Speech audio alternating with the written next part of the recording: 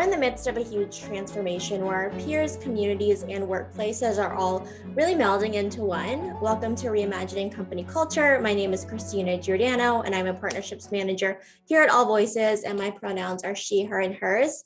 Today, we have a guest with us, Dr. Pierce O.G. He is the director of the Equity Innovation Studio at Think Rubix. Hello, how are you? Hello, what's going on? How y'all doing today? Good. It's a beautiful Tuesday afternoon. I'm excited to speak with you. If you could tell our listeners a little bit about yourself, including your pronouns and what has recently brought you joy. This can be anything in the world. In fact, I can. It's a pleasure. My name is Dr. Pierce Edward Cornelius Otlhogile-Gordon. So you can call me Dr. OG if you like, Dr. Pierce, what have you. My pronouns are he, him, and his. And the thing that has recently brought me joy is therapy. Today was the day. I've been working through a lot of difficult insights about my life, my work, and you know when you make progress, but it feels like you went through a war, and you're proud of that. Like that's what happened today. And my therapist was like, we've been talking, and you did that thing that you said you wanted to do. That's progress. I'm like, that's progress. So that's a bit of joy amongst many other joyful things in my life. Thank you for asking. Oh my God, that's amazing. I am also a huge fan of one, therapy, and two, just seeing the progress that you made, just investing in yourself and your mental well-being and the progress. That's awesome. So thank you for sharing that. Yeah, One of the things that absolutely. one of the things that we definitely wanted to touch on too was your work. And I read a little bit about the work that you've done previously as well. And I wanted to ask kind of your why in terms of why did you get into the space of equity, justice, liberation, and innovation, transformation, and just, what is sparking your motivation there? Absolutely. I had to dig down deep to learn more about why I care about what I care about. What I found was that my core is being a discoverer. So when I was about 12 or 13, as most of us have experienced, life was hard getting into the teens. I was trying to find friends, people, community, people that cared about me. And I got into skateboarding. I got into learning more. Yeah. So I haven't done it in a while. I got a messed up shoulder, and the people I skated with are annoyed at me because of that fact. But I realized the things that really made me happy were getting lost and finding new things around me, around where I grew up. And it made me very happy to connect the people I was with the new knowledge that I had amassed by doing that discovery, that process. And since I started my research, my professional career, and all those things, I've been adapting, evolving, pivoting, and discovering ever since. My path into the design, innovation, and transformation community started for my PhD actually through a program specifically focused on interdisciplinarity. So my first discipline was international development. My second one was innovation practice. And my third was evaluation capacity building. And the point of the program is to work at the intersection of those three collective fields. After diving in and recognizing the importance of the community and the things that build us together, what really resonated with me about design, innovation, and a litany of those fields is the core belief of anyone that is involved in this practice is that we are motivated as humans. In fact, it is human to transform the world towards our bidding. That's actually one of the concepts that is established in the Pedagogy of the Oppressed by Paulo Freire, in developing a litany of other different insights about how to understand, critique the multifaceted domination of the world, that humans shape it as they see fit. And in getting involved in human-centered design, participatory design, and litany of the other fields, I recognized that motivation to shape what the future should look like was not married with an understanding of who gets to shape the future normally, of what the future looks like because of what the past was, what the past was deemed to be possible.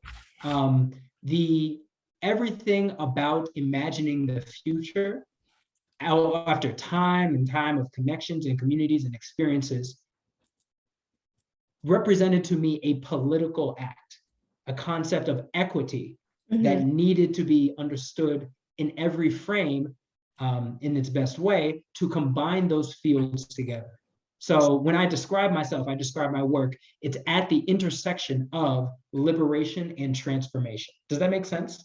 Yeah, absolutely. I think that definitely makes sense. And I appreciate the context behind, starting out at a young age and recognizing where you had those moments of flow and then going like really deep into what you said, the research and just thinking about changing systems and really looking. I think it's important what you noted too, in order to be innovative and really rethink design, you have to look back at history and see how did we get to where we are today as well. Then I know something that we discussed too was just your research and the team's research around this term like equity innovation. Can you talk a little bit about what are the key insights that your team kind of put together in terms of building a more kind of equitable future for folks and really, for people who aren't really familiar with this like design innovation and related to D&I, like what that looks like? Sure, absolutely. What I'm appreciative of is having a great team behind me that has an expertise in the political sphere, in storytelling, in advertisement, in my world, in combining the worlds of equity, international development, and design and evaluation, in a litany of other fields. And from the work that we accomplished, we came up with the core concept that motivates our studio, that draws upon litany of different researchers, activists, workers that are trying to understand how to best shape our future. And we defined it in this form as equity innovation as just transformation. So the reason why we decided to do that, I recently came across a book called Innovation Contested that talks about the importance of how innovation as a concept has been redefined throughout the expanse of human history. In fact, before the 20th century, innovation at its whole, most of the time, was considered a pejorative, was considered a bad thing by the state, by religious powers, and a litany of other perspectives.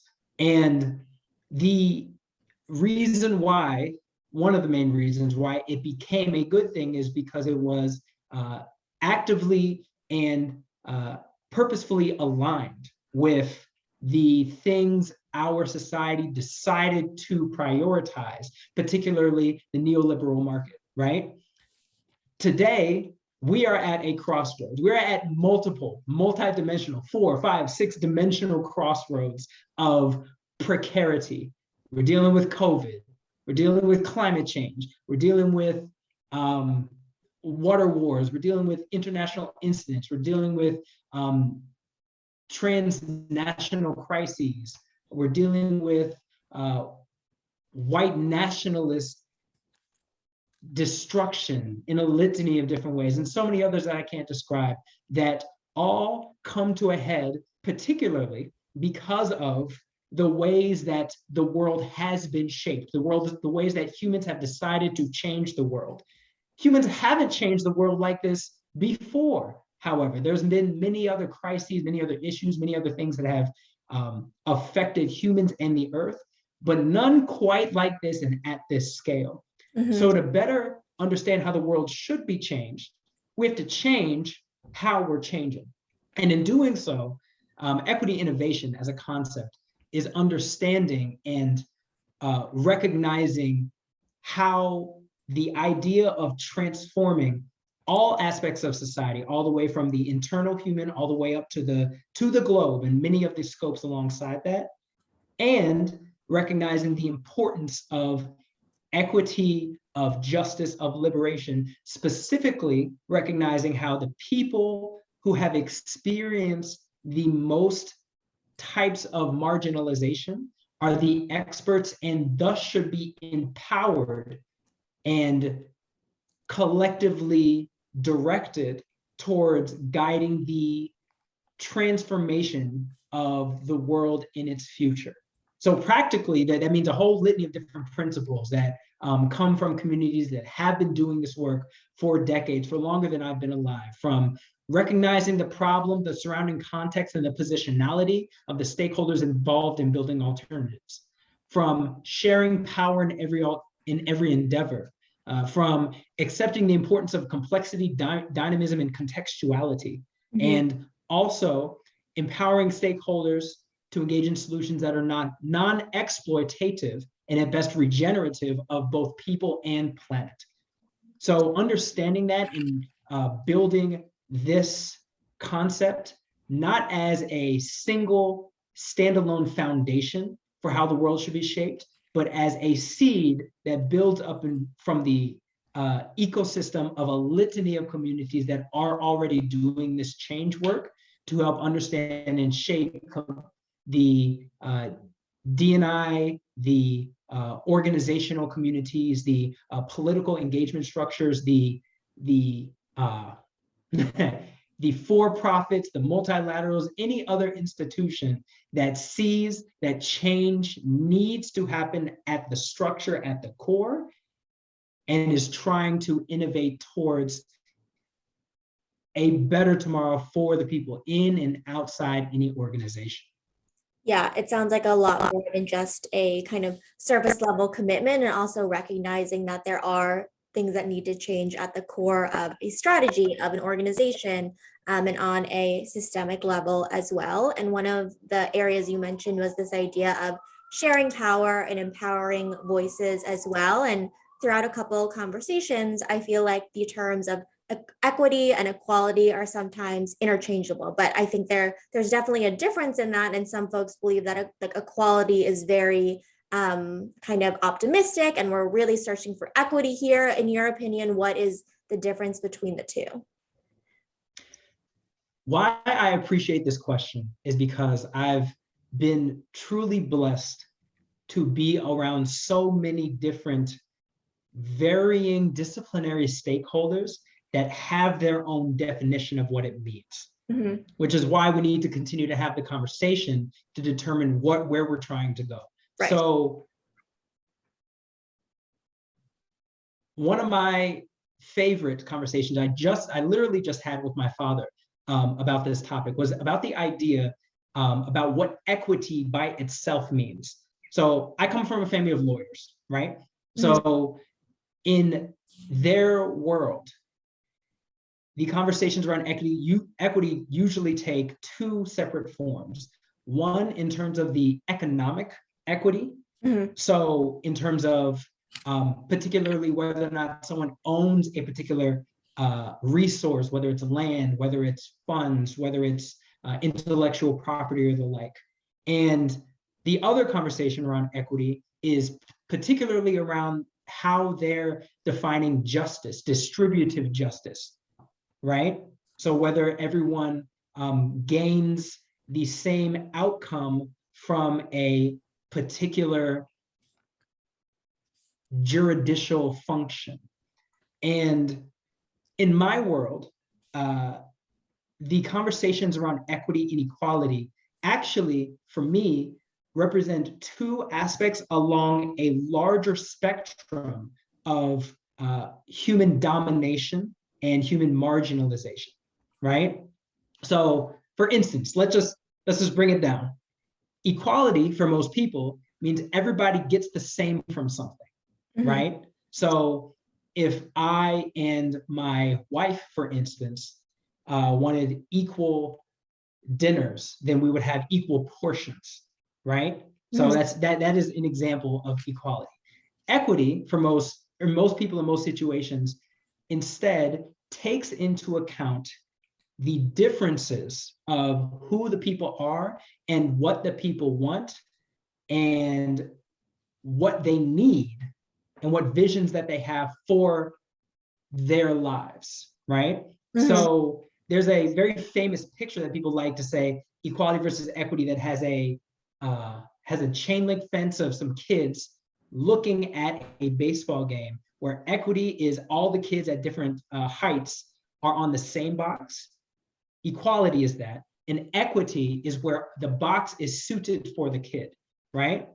And there's a lot involved in that statement, because it's not only about whether or not you take into account their perspective, but you understand what the kid wants, and they have the power to be able to sit at, quote unquote, sit at the table to make decisions and influence the process and to participate in the activities. Now, this is not the end of that conversation, because there's equity, there's equality, there's conversations around justice. Design justice is a very big field by a fantastic author.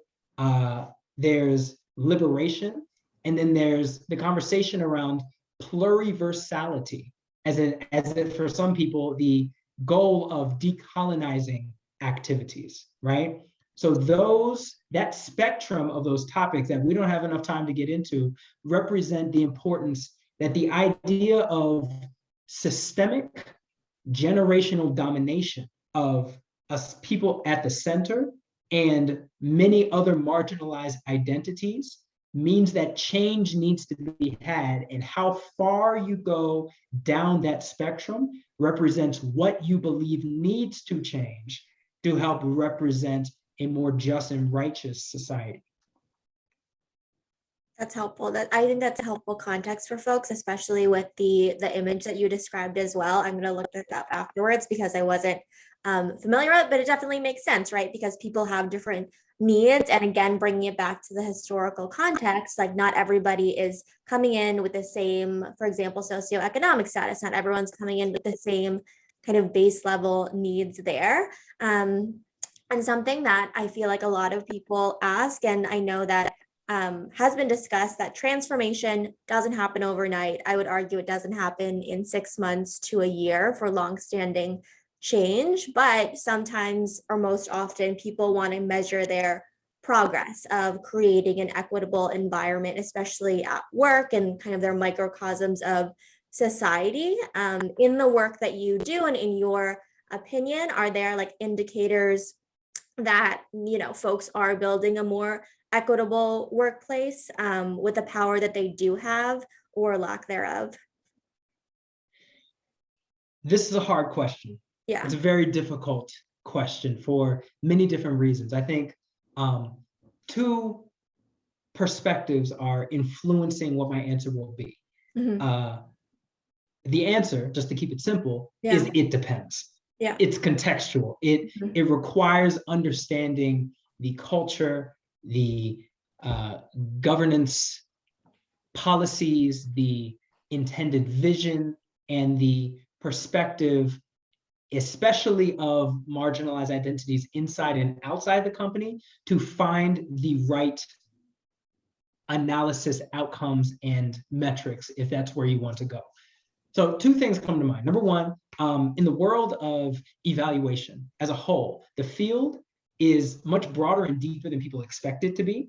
Right. And there's a whole bunch of people that are older than I am, that do work in culturally responsive evaluation, in empowerment evaluation, recognizing the idea that how the metrics are set, how people learn from them, and how they are wielded in an organization is a political act, right? So it's clearly a conversation around who has power and what you care about when trying to create equity, right? So, and any other goal that matters to you. So the other thing that comes to mind in this is recognizing there's a very powerful book called The Tyranny of Metrics. The idea that in a practical sense, there's a lot of in-depth examples and ideas across many disciplines, across many industries. But the one big idea is the concept that when you measure something, that thing becomes the fixation that people use to determine whether or not you're successful or not, no matter if that's actually the thing you care about. Right? So I'm trying to think of a perfect example, but of which there are none. An example might be that when, for instance, you're trying to gain an increased percentage of the amount of people of color in your industry that you gain as entrepreneurs, right? If you are a foundation or such, that might be a metric that you try to use, right? So in that example, valuable, important, entrepreneurs need much more support for the litany of different systemic and local reasons. However, if you're going to use that metric, that means that different communities that are entrepreneurs might try to attach board of directors or communities that are people of color, but don't have the direct expertise in the field or the topic, just to say that they gain the support or the expertise from that foundation without actually caring about the issues of diverse people of color when delivering their product or service, right?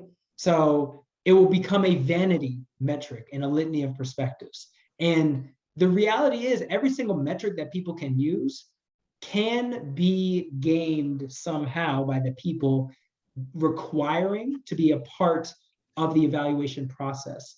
One valuable insight from that book that I described is recognizing the value in many instances of metrics that reward intrinsic motivation after the fact. Before the fact, for instance, if you develop a evaluative metric for some purpose and you say, hey, everybody, we're going to do this tool. If you do this for a certain amount of time, that's this metric, you get a bonus for whatever purpose. People will start doing the work because of the bonus. Instead, another opportunity is seeing what your community cares about and why they care about it. And when they succeed at the task that is valuable for your company, you reward them with the bonus after the fact because of their work. That's another option. There's a litany of other examples and perspectives. The reality of doing that type of work is it requires people with evaluation expertise to determine what actually makes sense. And in many situations for the communities, a little bit of the time and space to test which metrics work and make sense and which things actually proceed with the type of equity an organization wants to see in the future. Absolutely. I think that makes sense. I'm hearing a couple of things in terms of course, it depends. There's no kind of laundry list that you could say, check the box and say, okay, we're an equitable place to work. We are done working on this. It needs to be a dynamic strategy. And also every place is different at different times. And you need to ask employees and also kind of folks that are within your organization what they need, and also observe that as well. And then continually change and, augment and make an intentional effort to have, again, systemic change that doesn't happen overnight, but especially what you bring up is really important, especially because people need to recognize and move away from the concept that organizations are machines. Organizations are individual, interlocking communities of people that you can trade in and out for no purpose whatsoever. They can be ecosystems if we treat them as such. And through that, the people, whatever hierarchy that you've constructed, everyone either buys into or disagrees with the vision and every single other tactical action that an organization engages with to support their vision, including equity, including evaluation. And if you're going to do that act, you must understand those organizations before you're going to put in a evaluation measure or framework that is effective. Absolutely. And I think it brings it back to your point too of just being obsessed with metrics or indicators, and it could lead to being performative as well, and just being so attached. And who are you looking at the metrics for? Is this really telling the full picture? Probably not. It's probably more surface level as well and not getting to the core. Are you seeing like trends in what companies are seeking you out to like consult them on as well, especially over the past year? I mean, at the top of the call, we mentioned there's a lot of things going on with the pandemic and a lot of companies wanting to engage in anti-racism work and saying Black Lives Matter and bringing up these corporate social justice topics. And I just wanted to ask if you're seeing any kind of trends with what folks are seeking like help on as well in terms of innovation, transformation within their organizations, if it's more deep work or is it the same as you've been seeing kind of over the past couple of years? Anti-racism is becoming a capitalistic structure. That's one thing. There are many things. And the reality around the world that we have been a part of, especially after a little bit for some folks after Mike Brown, but definitely after George Floyd, for the litany of consequences from a gender, from a United States, from a race, from a caste, from a class perspective of why those two communities were functionally inflection points for many privileged communities in understanding the problem that it is. It's been a topic that's been on the tongues of so many people across discipline, across industry, from ages that are just younger than me to many generations older than me. And many of the people in how our generations are being changed that are running these organizations, these institutions recognize very, very slowly that the phrase anti-racist is something their customers, something their partners, something their beneficiaries believe that these companies should stand for. And in many ways, that's unique, that's interesting, that's valuable, because a lot of people, definitely in the US and in a litany of other places, recognize that racism is wrong, racism is valuable, is a valuable thing to deconstruct.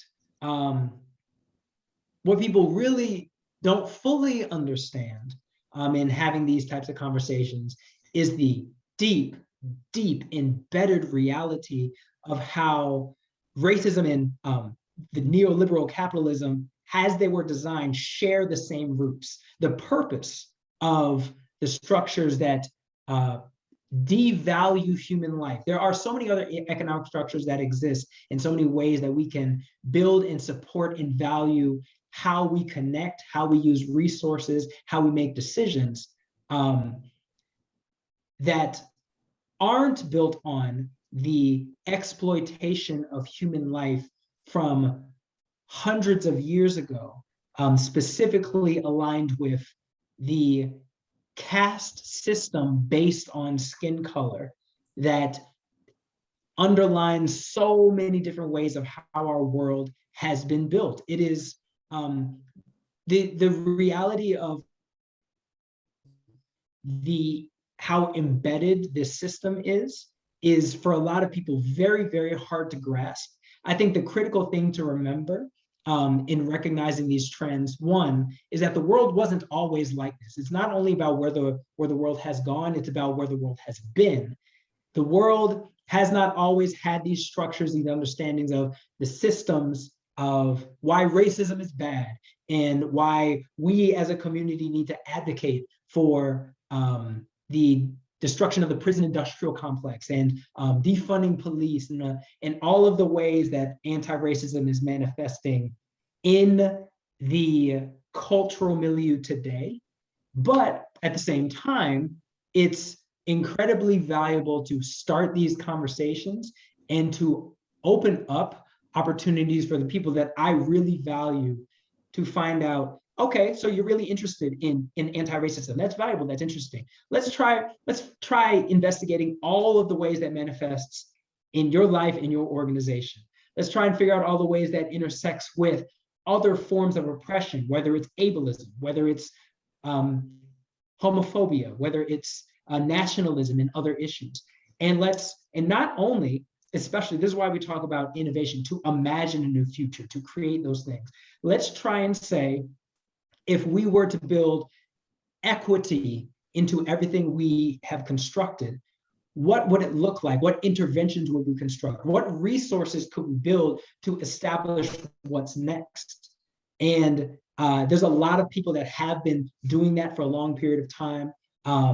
I draw on the disability movement. I went to school at Berkeley and was a couple of blocks away from the institute that was created specifically because of the curb cut effect, because of the generations of communities that at 12 o'clock at night poured tar into the street so that they could make ramps and start the advocacy for disabled folk that are all across the country.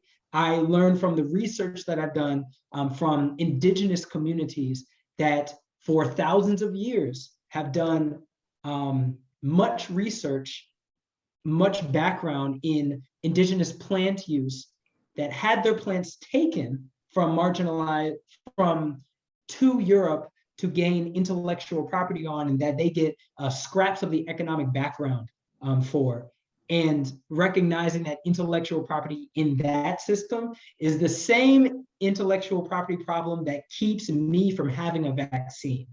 Like that issue is the conversation around how these trends represent a lot of people that are waking up to the embeddedness of who benefits from racism, who can create the world, and why, if we're going to make a better world, we have to push as a collective, as organizations, as a world towards a more equitable future. Got it. I mean, I think that's important to note too, because I think oftentimes when we see a lot of companies leaning into this work, or just a lot of private sector organizations, it's just thinking about how it goes beyond, and like everything that you just said behind context and understanding systems doesn't happen in a 2-hour anti-racism training. And that's not what's going to move this work forward. That's not going to move this organization forward. So I think that is something that's really vital to note about if someone is really committed to doing the work with a capital W. I wanted to pivot a little bit. You've done a lot in your career, and I wanted to ask, what is one of your proudest moments, whether it's big or small, while also recognizing that we just said that transformative change does not happen overnight, but it's important to celebrate the small or big wins. So what is one of your proudest moments? I appreciate that question. The reason why I appreciate it is because it's recognizing that transformation takes a cost. You have to put something up to be okay with transforming into what you should see yourself as in the future. And for me personally, I think I'm going to return to that therapy concept. I have been in a lot of rooms that ask the question, okay, so you say you're part of design. What type of design are you part of? Like, how do you design? I love designing experiences. I'm a facilitator at heart. I can tell. And Can you a little bit? Really a collective towards a future that they didn't think was possible. It's really inspiring. Part of it is performative. Part of it is holding space for difficult conversations. Part of it is having people trust where you're going and how valuable it can be. And because I've been around a whole bunch of people that like doing that as well, I really appreciate it when I'm inside rooms where I have to remind myself what transformation means. And the best type of transformation right now is working through, part of my French, the deep shit from my own life, from the people that I care about, so that I can not just do this work better, but be a better human in every single connection, every single activity that I'm a part of. And it's not about being more productive, though that's a valuable addition to it. It's not about, it's about being more compassionate. It's about understanding what matters in the future. It's about understanding more about myself. And I think that every single transformative activity gives you the chance to reflect on all of those aspects moving forward. So instead of diving too deep into that conversation, I'm gonna keep there, therapy. I mean, I think that's a good one to return to. I think that it's important and it's something that you definitely see the progress in, and it's definitely a proud moment. So I like that answer. What's something that people would be surprised to know about you? I don't know if they'd be surprised, but it's a different thing. A whole lifetime ago, I was the section leader for the drum line at the Oh, Morehouse College House of Funk marching band. So I nice. actually, yep, I have my resources right now. Oh, there we Actually, right now, but I go. haven't You have used in them. a very long time. But it's there were so many. That was one of many, many other transformative experiences that showed me what I was capable of, showed us as a collective how many great things we could accomplish together. Yeah, there's a lot of lessons from that experience that I take into my work today. Very nice. They're different, but I was on the color guard, so I definitely was working with the Heavy, drum line as exactly. well. Thin, we love But it. yeah, we love to see it. But we've discussed a lot today. Is there anything that you wanted to share that we didn't get to, that you want our listeners to really take away from the conversation, or any way that folks can get in touch with you if something really resonated with them as well? Always like to ask. Sure, you can. So my email is pierce@thinkrubix.com. You can email me there for any conversations. If you have any questions about how to put equity innovation into your work, your organization, your ecosystem, or your nation, where we're here to help you with your work. You can find me online at Otlhogile-Gordon, Otlhogile-Gordon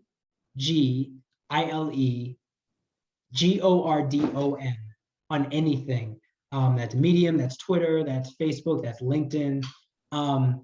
And what I want to leave with is just, if obviously, clearly, I think real deep about a lot of topics, and it's part of my work, it's been a part of my research, but don't think yourself that you need to come with all of the knowledge, all of the experience, all of the bona fides to be able to start this work. There's a lot of people that are really interested in this intersection, and we're connecting together to learn more about how to do it better everywhere. And one of the best ways to start is to just start. Connect me if you have any more questions. Just start, just do it. There's so much information out there. There's so much information from this conversation. I love that point to end on because it can be intimidating to get into the space and just start and say, I'm so overwhelmed, but you just got to do it. So that's a good call to action. Thank you so much for speaking with us. I definitely appreciate it. And it was so nice to meet you virtually. And I hope that we will stay in touch. It's an absolute pleasure. I can't wait to connect with all of you about these topics. Amazing. And at AllVoices, we believe in the power of all employees to speak up and think it's a requirement in order for everyone to succeed at the organization. Talk later.